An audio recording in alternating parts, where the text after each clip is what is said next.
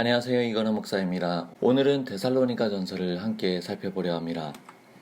바울의 2차 전도 여행 지도인데요. 저 위에 화살표 방향이 있습니다. 마게도냐라는 동네에 이 화살표 아래 보면 데살로니가가 있습니다. 바울은 빌립보를 거쳐서 데살로니가로 이동을 하죠. 그리고 고린도에 이르러서 데살로니가에 편지를 씁니다. 그것이 오늘 살펴볼 데살로니가의 전서, 데살로니가 후서의 내용들입니다. 먼저 데살로니가 그 도시에 대한 설명입니다. 로마 제국의 자유도시입니다. 기원전 315년 마게도냐 왕국의 수도로 데살로니가라는 이름으로 명명되었죠. 그리고 기원전 146년 로마 제국의 마게도냐 지방의 수도로 지정이 되었습니다. 그리고 기원전 42년 로마 제국 내전 때 옥타비우스의 편을 들어서 승리하는 그 승리편에 속하게 됩니다. 그리고 나서 자유도시가 되어 자치권을 갖게 되죠. 사도행전 17장 6절의 내용을 살펴본다면 읍장들에 의해서 통치가 이루어졌음을 알 수 있습니다. 데살로니가 시민들과 읍장들은 로마 제국에 충성합니다. 제국 종교를 가지고 있는 것이죠. 율리시스 가이아가 신이고 그의 양아들 옥타비우스는 신의 아들로 여김을 받습니다. 그리고 사도행전 17장 7절에서 유대인들은 그리스도인들이 다른 왕을 섬긴다라고 이야기를 합니다. 디오니수스와 카비루스, 우리에게 생소한 이름인데요. 데살로니가의 종교적 배경입니다. 그들에게 토착 종교라고 할 수 있죠. 디오니수스는 데살로니가 전서 4장 3절에서 8절의 내용의 배경이 되는데 남자 성기를 상징으로 삼고 성적 탐닉으로 숭배 행위를 합니다. 술의 종교이자 생식의 종교입니다. 그러니까 술을 마시면서 무분별한 성행위를 통해서 종교 행위를 하는 것이죠. 카비루스는 억울하게 죽은 카비루스가 데살로니가 그 도시가 위험에 처할 때 부활해서 돌아와 사람들을 구원한다는 신화가 그 데살로니가에 있습니다. 그러다 보니까 예수 그리스도의 부활과 재림에 대한 종말에 대한 그 복음의 내용들이 그들이 이미 가지고 있었던 내용과 오버랩되면서 왜곡되고 오해되어지는 결과를 낳게 됩니다. 에그나티아 도로인데요. 데살로니가는 에그나티아 도로 위에 있습니다. 에그나티아 도로는 로마에서 건설된 도로인데 저쪽에 드라키움부터 비잔티움에 이르기까지 동서를 가로지르는 주요한 도로였습니다. 데살로니가 전서 1장 8절에 있는 내용의 배경이 이 도로 위에 데살로니가 위치하고 있기 때문에 이러한 일들이 더욱더 쉽게 가능한 것이었습니다. 데살로니가 안에 있는 그 교회의 설립은 사도행전 17장에 있는 내용을 보니까 바울이 회당에서 3주간 가르쳤다고 소개합니다. 데살로니가 그 지역 안에서 3주간만 머물렀다고 볼 수는 없고 보다 더 긴 시간, 약 3개월 정도 그곳에서 사역한 것으로 추정을 하고 있습니다. 그리고 그곳에서 유대인들의 시기로 인해 베레아로 쫓겨나게 되죠. 데살로니가 교회가 처해져 있는 상황 세 가지가 있는데 환난 가운데 있습니다. 설립 초기부터 핍박을 받았고요.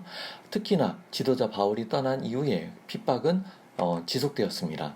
가르침과 권면이 필요한 교회입니다. 충분히 듣고 배우지 못했습니다. 앞서 이야기했던 것처럼 회당에서 3주간 가르쳤고 그 지역에 머무르면서 가르쳤던 기간이 극히 짧습니다. 또 토속 종교의 배경이 있다 보니까 그 종교적 영향을 지속적으로 받고 있는 상황에 있습니다. 그리고 그러한 영향으로 인해서 배운 것에 대한 오해도 있었습니다. 그리고 바울 일행이 급하게 떠나다 보니까 그들에 대한 오해가 발생했습니다. 바울 일행이 갑자기 떠났고 돌아오지 않고 있는 이 상황 가운데 바울의 대적자들은 데살로니가 교회를 향하여서 바울 일행에 대한 다양한 비방의 소리를 쏟아내고 있는 상황이었습니다. 그런 가운데 바울이 고린도에서 데살로니가에 편지를 보냅니다. 감사와 변증과 인내와 주의, 종말, 리더십 여러 주요한 키워드를 가지고 이야기를 하는데 먼저 감사를 본다면 디모데를 통해서 소식을 듣고 성도들이 믿음에 굳게 서 있음에 감사합니다.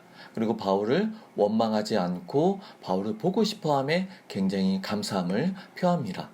그리고 비방하는 이야기가 계속 나오는데 바울은 방랑 선생들과 같다라는 그 비방에 대해서 결코 그렇지 않다고 변증을 하지요.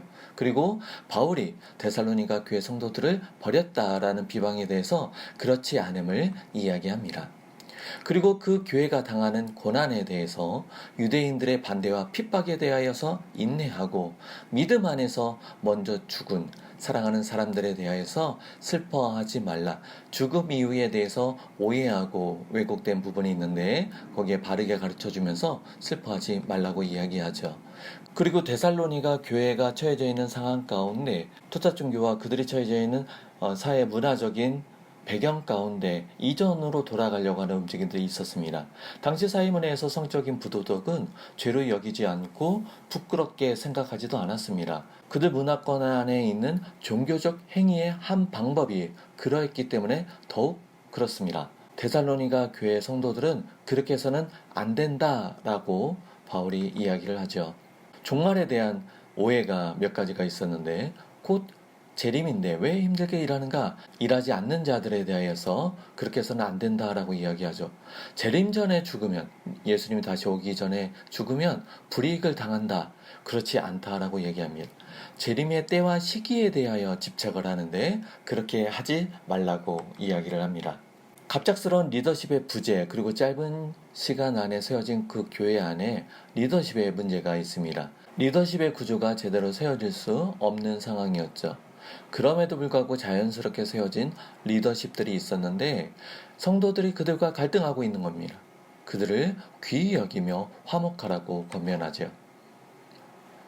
데살로니가 전서의 구조는 감사, 기도, 회고와 변증, 그리고 다시 되돌아가려고 하는 방문을 위한 계획과 또 삶을 위한 권면들, 그리고 그들이 오해하고 있는 재림과 관련된 문제들과 일반적인 권면들을 포함하고 있습니다.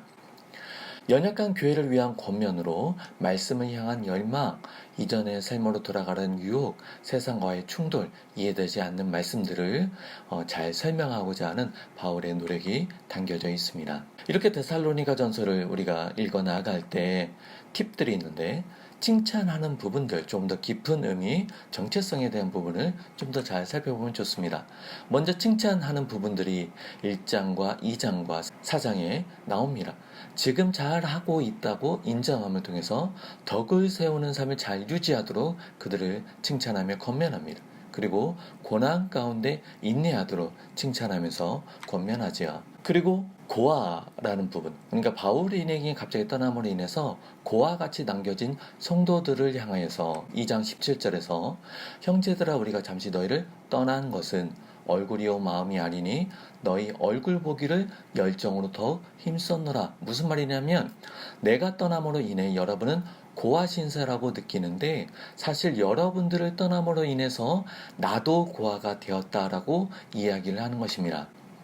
3장 1절 같은 경우 이러므로 우리가 참다 못하여 우리만 아덴에 머물기를 좋게 생각하고, 이 말은 이러므로 우리가 참다 못하여 아덴에 홀로 떨어져 있기를 감수했다. 떨어져 있는 것에, 거기에 머물러 있는 것이 좋게 여겼다라는 것이 아니라 거기에 떨어져 있는 부분들, 너희들에게 되돌아가지 못하고 고아와 같이 있는 이 상황들을 우리가 감수하고 있다라는 것이 3장 1절에 담겨져 있는 의미입니다. 그리고 정체성, 하나님의 백성됨인데 1장 4절에서 선택받은 자들, 4장 7절에서 부름받을 자들을 이야기합니다. 교회 밖에 있는 자들과 다름을 분명히 하고 있고요. 교회 안과 밖을 자주 대조시키고 있습니다. 이제 막 그리스도인이 된 사람들에게 하나님 나라 공동체에 속함을 의식하도록 이야기를 하고 있습니다. 이렇듯 데살로니가 전서를 읽으면서 칭찬과 조금 더 깊은 의미 에 대해서 그리고 정체성에 대해서 잘 살펴보면 유익할 것 같습니다.